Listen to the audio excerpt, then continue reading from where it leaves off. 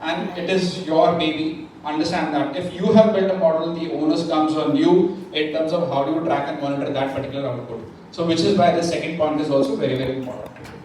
The third point is implementation expertise. I have a slide on that wherein I have presented what are the different types of profiles in analytics. So it is not one size fits all. Trust me, when you get in the industry, you will be one of the experts in analytics, right? So you have the entire stream of analytic expertise. You call it predictive modeling, descriptive modeling, dashboarding, data engineer, data quality engineer, so on and so forth. You name it, and that profile will be there in the slide that I'm going to present. You are one of the experts in that, right? And that's how you will build your career across.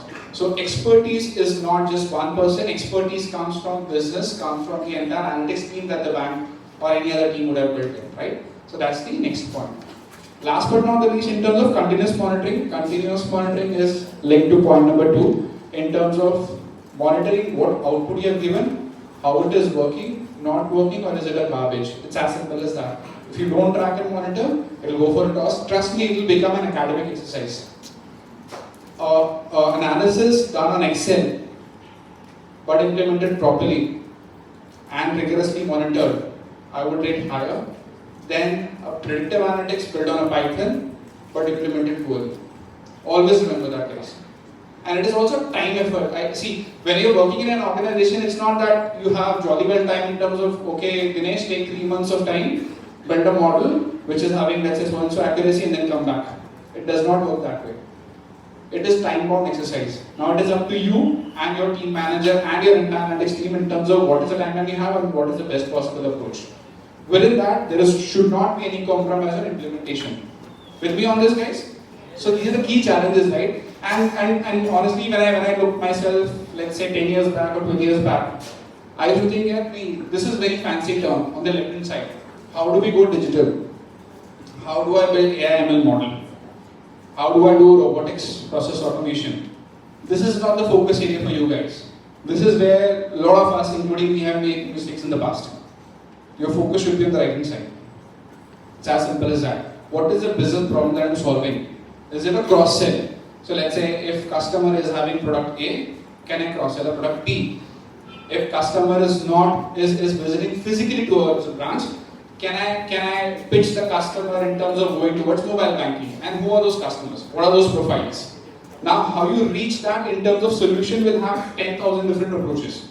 You can do it on Excel, you can do it on Python, you can do it on SAS, you can do it on R. Right? So right hand side is what you need to focus on, not on the left hand side. Because left hand side is continuously evolving. It's not right hand side always remains fixed.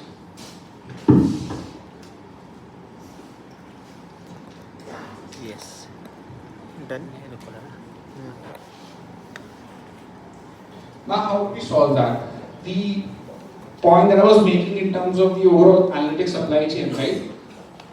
Again, I've tried to put in pieces together, but this is not the exhaustive supply chain if I may talk about. But just for this conference, I've tried to limit it to 4 or 5 major points.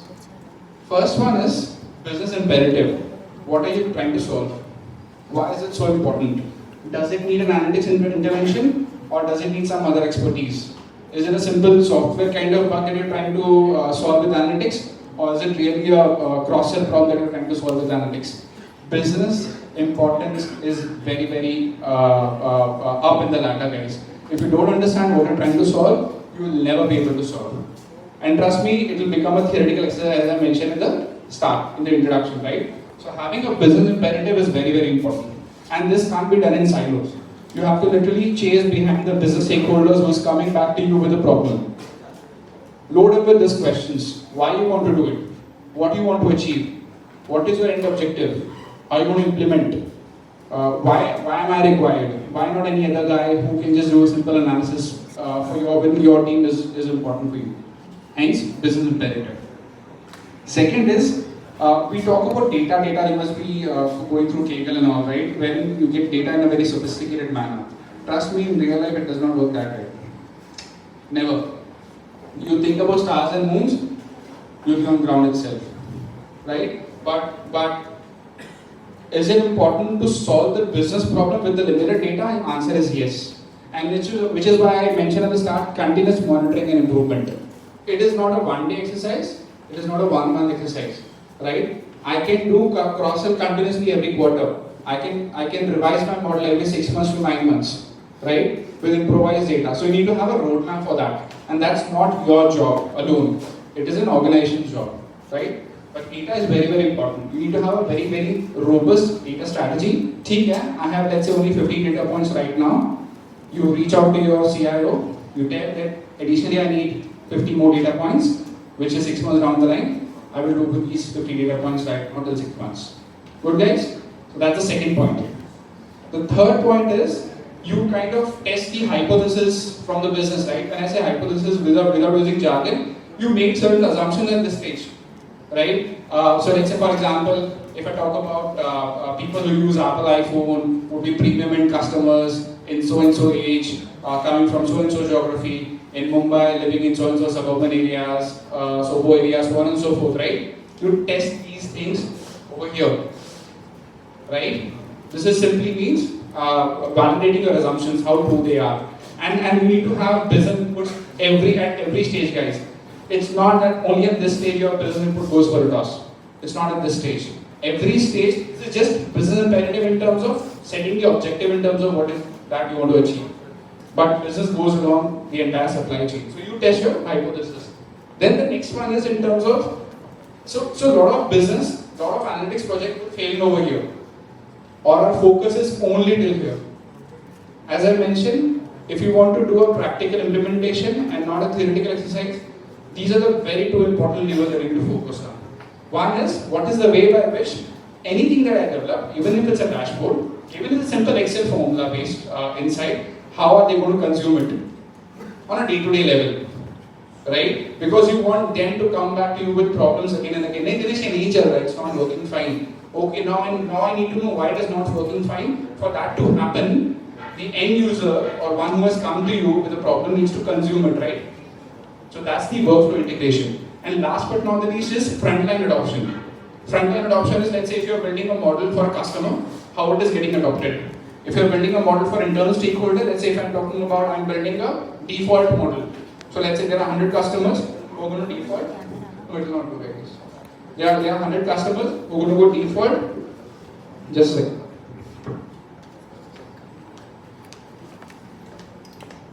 we're going to go default. The collections head needs to know when they're going to get default, right? So that's the predictive model example that I'm talking about. So the frontline adoption for that collections head needs to know that these are the customers, these are going to go default in so time, so that he can allocate those cases to his rundowns for collections. It's as simple as that, right? So good. Any questions, guys? Please feel free to ask. This is just a very, very high level supply chain that I'm talking about, right? So you have an imperative, you are finding out data. You build your hypothesis, you think about how do you integrate in terms of the entire business decision making. What Kunal was referring in his previous cases, how does the CXO use the output. So this becomes very important in terms of workflow integration, and last but not the least in terms of frontline adoption. This was that I was talking about, right? In the analytics space, this is just the tip of the iceberg, guys. A lot of profiles that are available in the market, a lot of expertise is required. As I mentioned at the start, one size does not fit all, right? So you have a data scientist, you have a deep learning expert, you have digital marketing expert, you have business strategy analyst. So this can be a simple consulting kind of work, right? Where you have a problem, you solve and then you disperse. You have the entire solution architecture layer, wherein let's say you identify what quality of data am I getting, is it good, bad, ugly, am I getting at the right time. So let's say for example, if I tell you, hey Dinesh, come back to me after 3 months, I'll give you good quality data. But if I have to solve a problem today, I cannot wait till 3 months, right? So the data strategy becomes very, very important, right? So that's how you give feedback to the people who are maintaining the data. So you have a data engineer, you have information builder, and then a team. So this is, as I mentioned, is not an exhaustive list. People who in this room are interested in analytics, trust me, will fit in one of these profiles. You need to decide where you want to fit in, and then shape your career accordingly, right? But your job will be very, very important when I talk about the analytics spectrum, right? In the previous one. So everyone within the analytics team would be focusing on the analytics spectrum. So giving a particular example I talked about, and these are just simple use cases which I wanted to discuss what we are doing in Utkarsh Small Finance Bank. So there was this campaign that we wanted to launch. We were looking at the inactive debit cards. When I say debit cards, you would be having ATM cards, right? All of you would be having ATM cards. Now, let's say there has to be a scenario within the bank that not 100% of the customers are active, right? Because someday you must be getting a very good offer from, let's say, HDFC Bank, you'll go there. Someday you'll be getting a good offer from ICICI Bank, you'll be going there, right? Stickiness is very, very important, right? Again, let's say for me, I'm a salaried customer, I get salary deposit in one account, I will tend to use that account itself, right? Because I know money is there in that account and I would use it.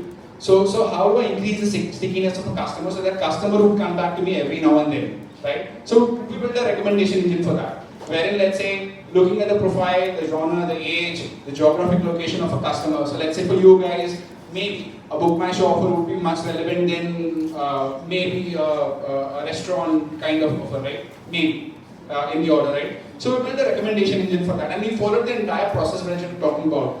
Business imperative, what we want to do is increase the activation of my debit card. What are the data sources? The profile of a customer, the age of a customer, where the customer is coming from, customer is transacting, never ever transacting, so on and so forth. Do I test that hypothesis? Answer is yes. Unless and until I don't know what are the kind of customers purchases are in the past, I'll not be able to offer a recommendation, appropriate recommendation to them, right? If I offer, just imagine if I offer a yoga therapy to a customer who is, let's say, in teens, do you think the customer will buy? I don't think so, right? Just a hypothesis, guys, is what I'm trying to put food for thought. And last but not the least, how do you integrate that? How does the customer get the offer? How do I track that offer, right? That becomes very, very important, right? So this is what we did actually in Utkarsh, and we're doing it right now. So again, not a very sophisticated use case, but just want to relate in terms of the theory that I mentioned, so to say, in my previous slide, to what we're actually doing it, how we're implementing it.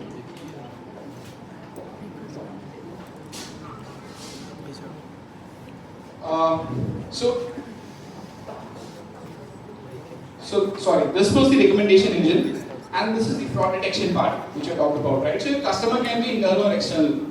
When I talk about the recommendation engine part, the customer is external, right? Wherein you are the end customer. When I talk about fraud detection, the external customer is one of the stakeholders, but the main onus is on the bank in terms of how do we avoid frauds. Now let me give an example. Just by show of hand, how many of you use UPI for your daily payments? Super. Almost, let's say 50-60% of you would be using UPI.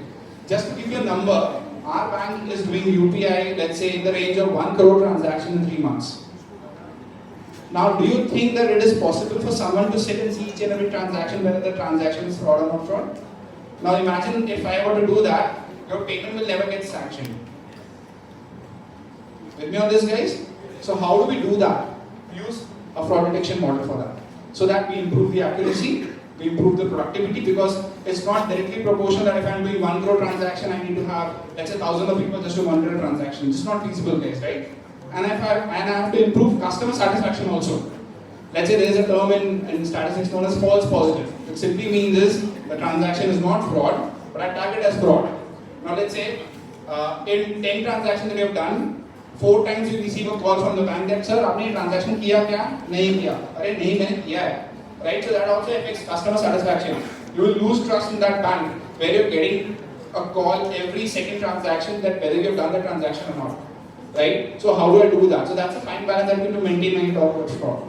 Right? So this is one of the things that we're trying to do. Again, starting from business imperative, what you want to do, accuracy in terms of customer satisfaction, in terms of productivity, verify data sources, where the customer is transacting, why is he transacting, UPI channel, e-com channel, POS channel, you test your hypothesis and then you implement that. Right? And last but not least, just to summarize in terms of, again, this is no gyan, but a real life example in terms of how do you adopt analytics in an organization. So this is that, right? So joint accountability, I mentioned at the start, right? It's not just one man, one woman's game. It is the entire team, including the business stakeholder community, joint accountability from identifying business imperative to the entire frontline adoption, right? Second one is follow use case approach. Don't boil the entire ocean. It's as simple as that. Identify a simple problem that you want to solve. What is the benefit that is going to do? You can never ever let's say, very clean data across the organization. Can you solve it in a day? Can you solve it in a month? Answer is no. You pick up one specific problem, you look at the entire journey, and then you plan it out. So that's the second one. The third one is flexibility on scope. So let's say, for example, in the recommendation engine example that I talked about, right? Tomorrow, let's say they say that no, I want to do a separate engine for, let's say, age category 45 to 50. I started off by saying, no, Dinesh, I just want to do for 25 to 35, but now I want to do 45 to 50 or 55. Can you say no to business? Answer is no. Because that's the reason why you're here for, right? They have a problem, you have to solve it. So be flexible. Of course, I'm not saying that you reach the frontline adoption and then change the business imperative. It can never happen. But at least till the inside stage, it is very much possible, right? So it's an untainted thing that I want to talk about. Appropriate resourcing. Remember the hexagon slide that I talked about, where you have a data scientist, a data engineer, a data quality expert, and whatnot, right? So appropriate resourcing is also very, very important. And last but not least, start with clean data. Simple. Again, I'm not saying that nahi aap kal ko jaoge aap bologe nahi sir, now identify a problem basis which we already have a clean data. That's not going to work. Problem comes first, data comes second, right? When I say identify clean data in terms of, let's say there are 3 problems in front of you.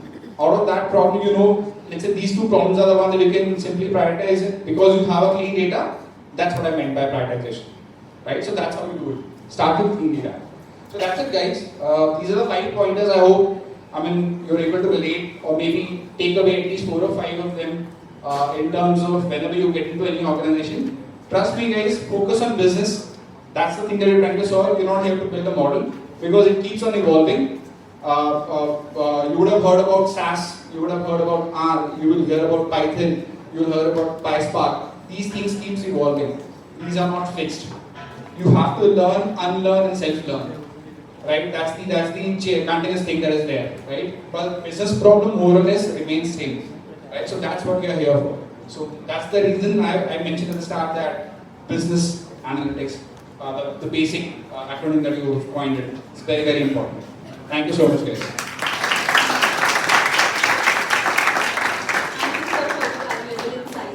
Now we would like to invite Dr. Snehal Chincholkar on the stage to extend a symbol of gratitude. Guys, any question? Okay, thank you.